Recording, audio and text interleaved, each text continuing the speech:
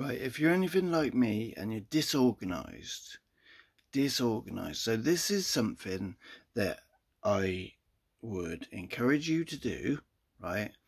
It's something, because it's something that I could never do, right? And even now, I'm not even sure whether I can do it. I think I can, right? Right. It's in theory, it's very simple, right? You got two departments. There's two departments, okay? You've got the work, the practice department. That's one department. Working, practice, training, yeah? And then up there you got the fun department, okay? Sort of keep them separate. Try and divide this separation. I guess this is what I'm doing now with bending and scales, okay? Like I've been playing harmonica now for about 3 years since lockdown, and I've only just really found this thing, yeah, in my mentality. Maybe it's because I'm chatting to a couple of guys and I'm trying to put things into words like this, and maybe it's also because of Tomlin's courses. There is also type of, well, a lot of it is just work, but what happens is, right, this is what happens, you spend time here doing the work, right? And like I used to just play Christian songs over here, or maybe learn Irish folk song or something, although I didn't have these separations, because even that was a bit like work, because I was writing the notes down, playing by ear and stuff like that.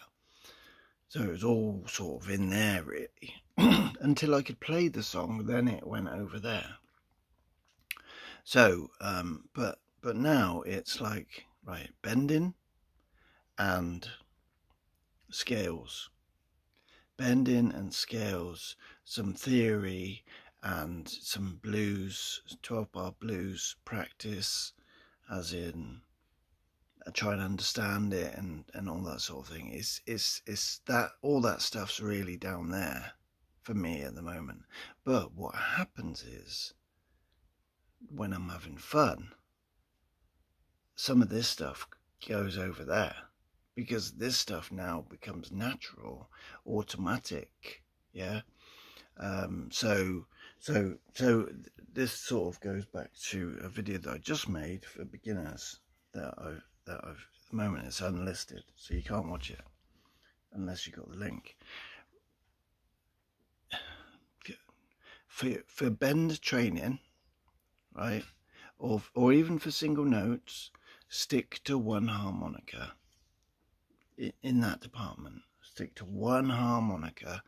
I've explained in that video, you know, jumping around different cars whilst learning to drive won't be helpful. You need continuity. Get in the same car, everything's in the same position, and then you spend most of your lessons learning to drive instead of adjusting to the car.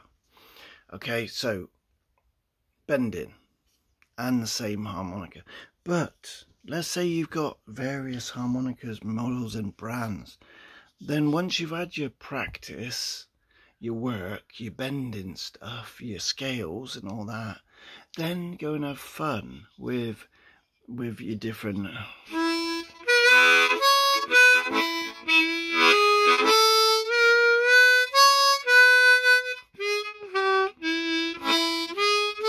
or whatever it is.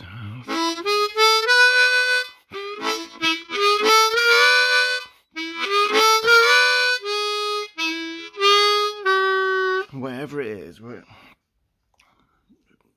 leave the fun stuff up here, if you get what I'm saying.